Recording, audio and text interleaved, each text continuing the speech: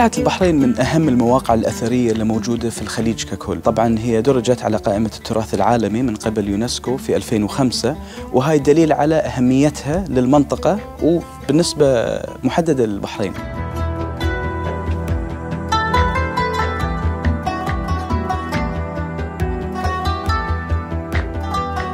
هذه القلعة مش بس الجدران اللي نشوفوها، ولكن كل ما هو تحت الأرض، واللي يبين للزائر أنه هذه القلعة تدل على عمق تاريخي قديم جدا له أكثر من 4000 سنة.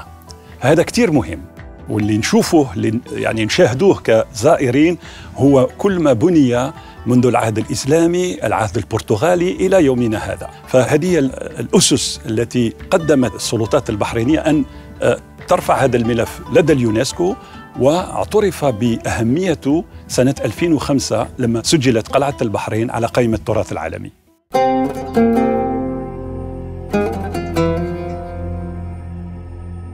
سبب أهمية القلعة هي أن هي تمثل أو تعبر حقب تاريخية كثيرة.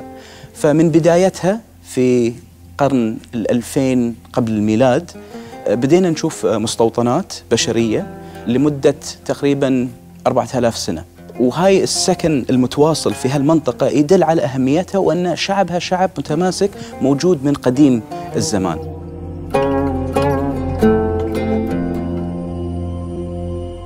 Le site de Qalat El Bahreïn est en fait un des quelques sites de la région du Golfe qui possède ce qu'on appelle une stratigraphie, c'est-à-dire une succession de niveaux archéologiques qui court à peu près depuis la fin de l'âge du bronze ancien, c'est-à-dire vers 2250 avant Jésus-Christ, et qui va jusqu'à la période islamique. Les fouilles archéologiques ont surtout montré à quel point Qalat El Bahreïn joue un peu le rôle d'une archive, d'une mémoire pour toute l'histoire de l'île, puisque chaque événement, chaque période historique a été vraiment enregistré, on pourrait dire, dans les couches archéologiques du tel.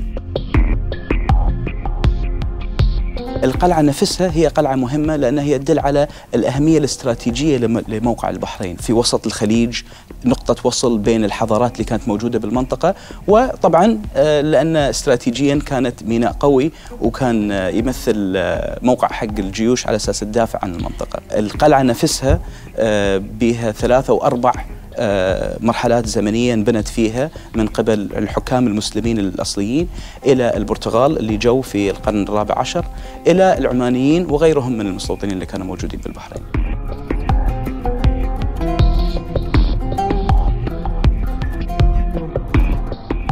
Le fort de Qalat El Bahreïn, de fait, réunit plusieurs successions de bâtiments. Ce n'est pas un seul bâtiment unique, il y a eu plusieurs étapes. Et ce n'est qu'à partir du milieu du XVIe siècle, vers les années 1560 à peu près, que les Portugais qui s'intéressaient à cette région ont décidé de s'intéresser à cette forteresse et d'y faire des travaux de restauration importants, puisque ce sont eux qui ont bâti les bastions d'angle, qui ont été réalisés par un des grands architectes de la Renaissance portugaise, qui s'appelle Inof de Carvalho.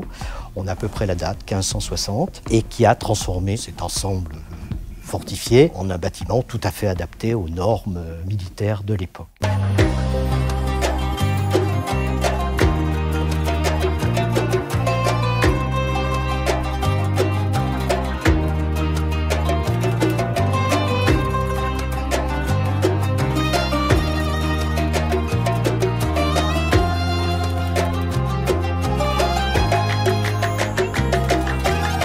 وجود متحف بحذر الموقع جدا مهم على أساس أن نركز ونرسخ في عقول الشعب والزوار اللي يزورون شنو أهمية الموقع دي.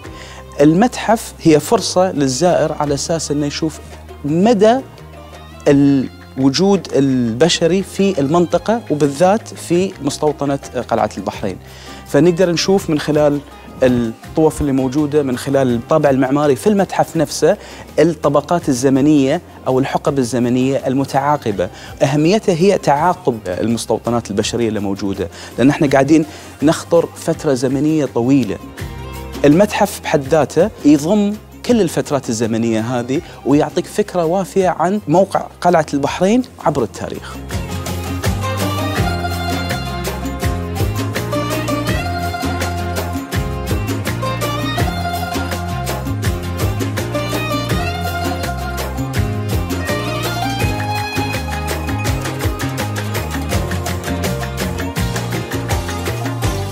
les objets les plus importants que nous présentons dans ce musée, sans aucun doute, c'est la collection de tablettes cunéiformes écrites en langue acadienne que nous possédons du milieu du 2e millénaire. Et ce qui est surtout très important dans ces tablettes, les tablettes les plus modestes, y compris les petits reçus de marchandises, les petits bulletins de salaire, sont des tablettes qui souvent sont datées. Elles sont datées suivant le système calendaire babylonien, c'est-à-dire avec un nom de jour, un numéro de jour, un nom de mois et une désignation de l'année. Et puis, pour la période de Tylos, l'objet phare, sans aucun doute, est un trésor monétaire, qui est une jarre dans laquelle nos collègues danois, en 1972, ont découvert plus de 350 tétradrachmes en argent, à l'effigie d'Alexandre le Grand, mais qui, en fait, on le sait, sont des copies qui ont été faites localement dans la région.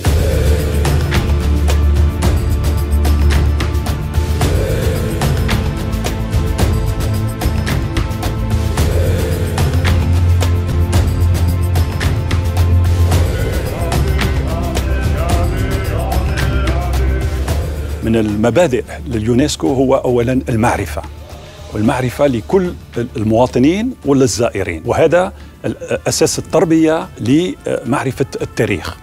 ثانياً فهم كل ما أتت به الحضارات القديمة، لأن احنا لازم نفهم أنه الإنسان وصل إلى هذه الحضارة بناء على كل التسلسل الحضاري والتطورات اللي صارت أثناء القرون الماضية. النقطة الثالثة هو تقارب ومعرفة حضارات الآخر، وهنا يعني من خلال اللقى الأثرية، فخار، النقود، البنايات، هو كتاب مفتوح على فهم تطور الحضارات وعلاقتها ما بينها.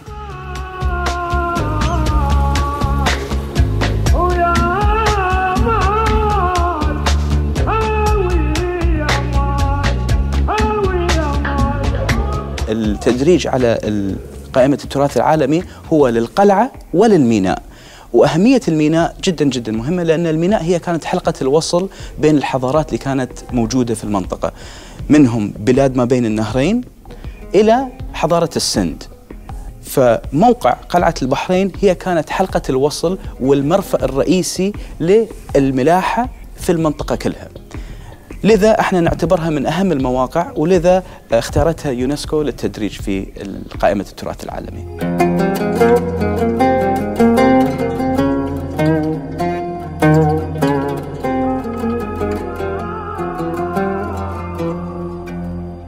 Je crois que le site de Calat El Bahreïn représente en fait, lorsque je disais qu'il est un peu la mémoire de l'île de Bahreïn, il est tout à fait représentatif de ce qu'était Bahreïn dans l'Antiquité, c'est-à-dire essentiellement un lieu d'échange, un lieu de rencontre, un creuset où se rencontraient justement les grands acteurs de l'époque.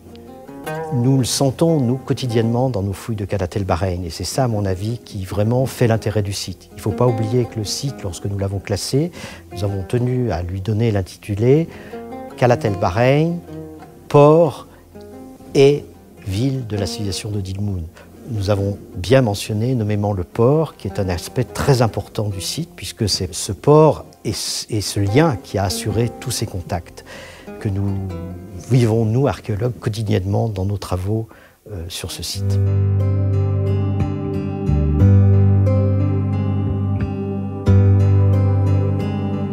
بالنسبة لليونسكو، بالنسبة للمجتمع الدولي، قلعة البحرين تمثل جمع الحضارات، فهذه هي يعني أساس القيم اللي أدت لجنة التراث العالمي لليونسكو أن تسجل هذا الموقع على قائمة التراث العالمي. هو كان أول موقع سجل على قائمة التراث العالمي، ووزيرة الثقافة الشيخة مي الخليفة كانت حريصة جدا، وأنا كنت في اليونسكو في اللجنة التي سجلت هذا الموقع على قائمة التراث العالمي.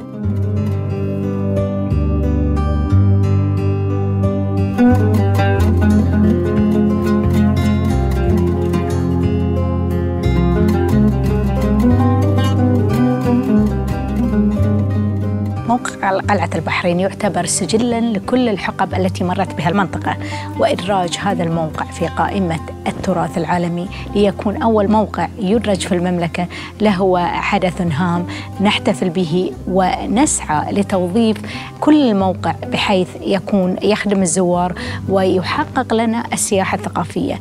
نعلم أن الأوطان أو السياحة لا تتحقق إلا بالموروث الثقافي، وهذه هي الرسالة التي نحاول أن نحافظ عليها أو نمررها لكي نحافظ على هويتنا ونصل بالمعلومة الصحيحة إلى أبنائنا، إلى المتلقي، إلى السائح. الكل يعلم أن الثروات الطبيعية هي الثروة الحقيقية لكل الأوطان.